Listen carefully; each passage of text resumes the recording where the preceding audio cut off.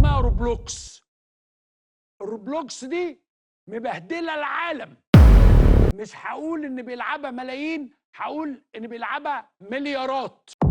أول تحدي ب20,000 روبوكس. صور نفسك وانت بتبلع غطا قلم.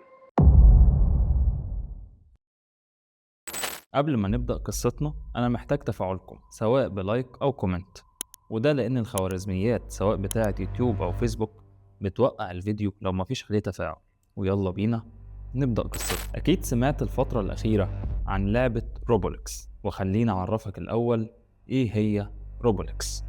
روبولكس عبارة عن منصة ألعاب بينزل فيها مجموعة ألعاب، بس مش من صنع المنصة نفسها. المنصة بتسمح للأشخاص اللي بتدخل تلعب عليها إنهم يصمموا اللعبة وينشروها بشكل عام عشان كل الناس تلعبها، وفيها شات مفتوح في كل الألعاب، زائد إن أي حد ممكن يكلمك عليها. والنقطة الأخطر واللي خلت لعبة روبولكس أو منصة روبولكس تتحظر من مصر، وهي إن كل كلمة أنت بتستخدمها وأنت بتسجل على المنصة دي بتكون ظاهرة بشكل عام لكل المستخدمين، فممكن أي حد يكلمك ويعرف عنك أمور شخصية وأنت بتسجل على اللعبة.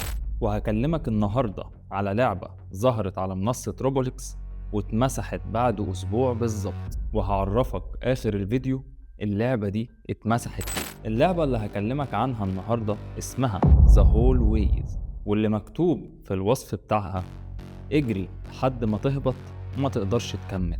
كمل معايا لأن هحكي لك تجارب مرعبة لناس لعبوا اللعبة دي. لاعب اسمه ديلين بيقول إنه كان متعود إنه يلعب على منصة روبولكس، وكان في يوم بيعمل سيرش على المنصة عشان يلعب لعبة جديدة، وهو بيقلب لقى لعبة The Whole Ways. واللعبة من بره شكلها مريب لأن ولا لاعب واحد بيلعبها ولا عليها أي تقييم. فوقتها قال أنا هدخل وأجرب اللعبة دي، وبالفعل فتح اللعبة وسجل على اللعبة باسم مستعار اسمه الحقيقي. وركز كويس في النقطة دي لأن قدام هتعرف ليه أنا قلتلك ركز عندها. بيقول إنه أول ما فتح اللعبة ظهرت شخصيته في اللعبة في طرقة ضيقة جدا، والطرقة في سجاد قديم فيها ولمبة واحدة بس في السقف وبتروح وتيجي. فبدأ يمشي في الطرقة وفجأة سمع صوت نفس وراه، مش وراه في اللعبة، وراه فعلا في الحقيقة. بص وراه ملقاش حد، فبدأ يتوتر وبدأ يجري أكتر في اللعبة، وبدأ برضه يسمع صوت حد بيجري وراه، ووصل عند باب مكتوب عليه 237. فتح الباب وشاف شخص لونه أبيض جدا من غير عين ومن غير مناخير، والابتسامة عنده من الودن للودن زي ما يكون بقه متقطع بالظبط. وفجأة ظهر اسمه الحقيقي فوق الشخصية دي. طبعا بدأ يتوتر وخاف جدا وقفل اللعبة ودخل على موقع ريدت وكتب التجربة بتاعته، والناس بدأت تتريق عليه ويقولوا إن مفيش حاجة من الكلام ده حقيقة، وإنه بس بيدور على الترند. بس مفضلش كتير لأن بدأ 1 و2 و3 ينشروا تجاربهم على موقع ريدت ويحكوا نفس التجربة بالظبط، لحد ما يوتيوبر صغير اسمه مايك سمع عن الموضوع ده وقال أنا هلعب اللعبة دي لايف قدام الناس عشان نعرف بالظبط إيه اللعبة دي. وفعلا فتح اللعبة وسجل برضه باسم مستعار، وكل حاجة حصلت مع ديلين حصلت مع مايك ما عدا حاجة واحدة. مايك أول ما فتح الباب اللي اسمه 237 ملقاش الشخص، لقى في الأوضة مراية كبيرة، وكان ظاهر في المراية دي الشخصية بتاعت مايك في اللعبة. ووقت ما هو واقف ثابت في اللعبة الشخصية في المراية كانت بتتحرك وتروح يمين وشمال.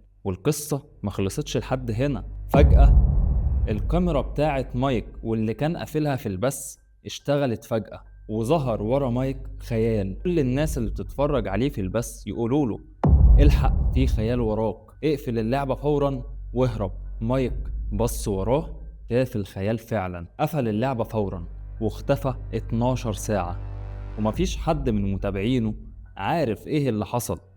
وبعد 12 ساعة نشر تويتة وقال فيها انا مش هتكلم تاني عن اللعبة دي لان اللي انا شفته امبارح لا يوصف.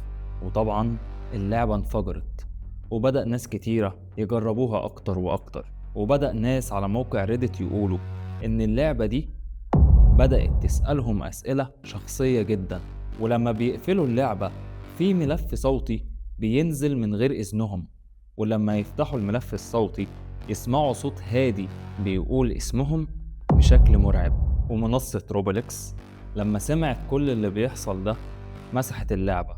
بس خليني أقولك، اللعبة دي لحد النهاردة لسه موجودة على روبلكس. طب هي رجعت ازاي؟ معرفش. انت هتدخل على اللعبة هتلاقيها اكتف وان في ناس بيلعبوها، بس لما هتدوس عليها هيقولك اللعبة غير متوفرة، مع ان في ناس بتلعبها جوه. وهنا خلينا اسألك سؤال، هو مين اللي عمل اللعبة دي؟ وازاي كان بيعرف اسمهم الحقيقي مع انهم داخلين باسماء مستعارة؟ طب ايه غرضها اصلا؟ صدقني انا مش عارف، ولو عندك تخمين قولهولي في الكومنتات. ولو الفيديو ده وصل ل1000 لايك هكلمك الفيديو الجاي عن لعبة برضو على منصة روبلكس في قمة الرعب. تفتكر ممكن تكون ايه اللعبة دي؟ او على الاقل اسمها ايه؟ قصتي كده خلصت. اشوفكم في فيديوهات جاية جديدة عجيبة وغريبة. سلام. استنى قبل ما تقفل، اعمل لايك وكومنت سبسكرايب. سلام.